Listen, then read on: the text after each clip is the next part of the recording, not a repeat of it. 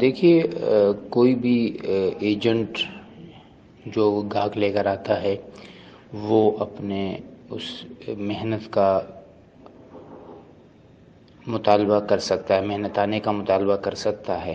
اب وہ یا تو خریدنے والے سے کرے یا بیچنے والے سے کرے، لیکن وہ جو اس کو حصہ یا اس کو جو بروکری ملے گی وہ یا تو بیچنے والا اپنے جیب سے دے گا یا خریدنے والا اپنے جیب سے دے گا.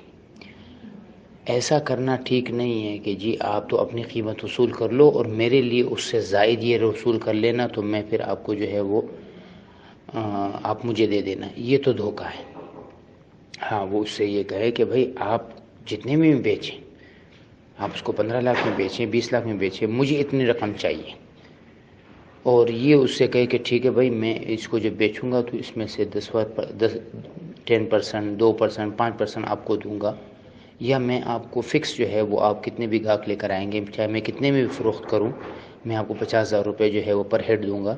تو یہ تو جائز ہے. لیکن آپ یہ چیز جو آپ بیچ رہے ہیں اتنے کی، یہ آپ اس پہ اتنے کا ظاہر کریں اور مجھے اتنے پیسے مجھے دے، یہ دھوکہ ہے. ایسا کرنا جائز نہیں ہے.